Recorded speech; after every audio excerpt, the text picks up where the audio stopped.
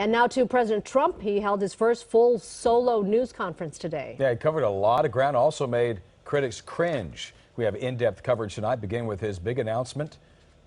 Now, the president said he won't review his response to aggressive actions by Russia, North Korea, or Iran.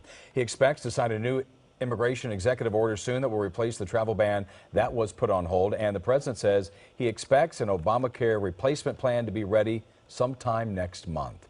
And now to the press conference, Mr. Trump made blistering attacks on his critics and, of course, the media. While claiming his administration was, quote, running like a fine-tuned machine. KCAL 9 political reporter Dave Bryan joins us now with more on the president's message at that raucous briefing. Yeah, it was. And, you know, I would venture to say it's a news conference that will not be soon forgotten. I mean, it was one of a kind. It was wild sometimes, wacky, even a little raucous at times. President Trump apparently feeling like he had had enough attacks on his young presidency that continued his news conference for more than an hour. Much of it attacking the news media and taking part in some controversial exchanges. Donald Trump rants and raves at the press. At one of the most unusual presidential news conferences anyone can remember, President Donald Trump took dead aim at the news media. The press has become so dishonest because the press honestly is out of control. I'm changing it from fake news, though.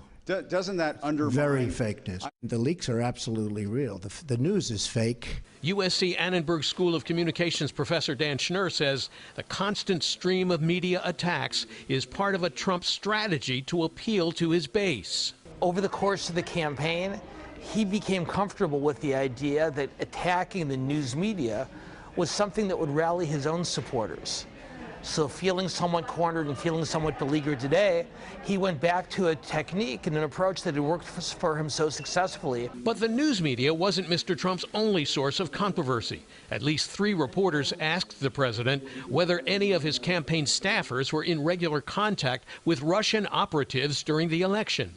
He chose his words carefully when the questions came.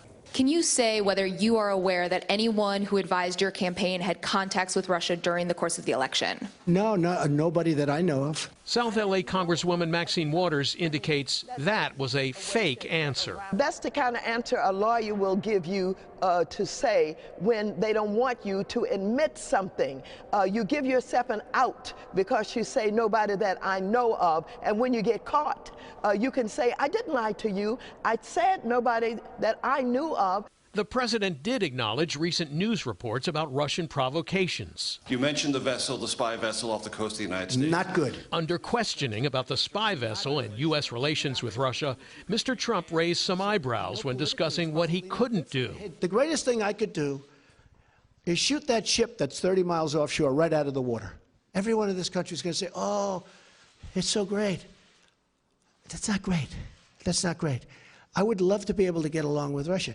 There hasn't been any polling on the issue, but it's certainly not clear that everyone in the U.S. would say shooting a Russian ship off the U.S. coast out of the water would be so great. And when an African-American reporter asked President Trump about why he hadn't met with the Congressional Black Caucus, this was the exchange that followed. Are you going to include the Congressional Black Caucus and the Congressional Well, Hispanic I would. Caucus? I tell you what. Do you want to set up the meeting? Do you want to set up the meeting? No. Are they friends of yours? I'm just a reporter. No, set up the meeting. Trump said he wanted to schedule a meeting with Maryland Congressman Elijah Cummings. But Trump said the congressman's office never confirmed it. He wanted it, but we called. They can't make a meeting with him. Basically, his staff gave him some incorrect information. The meeting was never set. We didn't get all of these calls that he talked about. And then there was Trump being confronted about his own fake facts, like the magnitude of his electoral victory. You said today that you had the biggest electoral margin since Ronald Reagan with 304 or 306 electoral votes. In fact, President Obama got 365. Well, I'm talking about Republican. Yeah.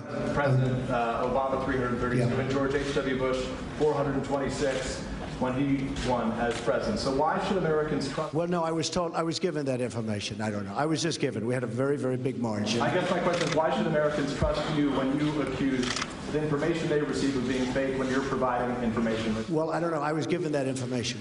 I've seen that information around, but it was a very substantial victory. Now, the Washington Post reporting tonight that the president made 15 claims during his freewheeling news conference that many believe are just not true.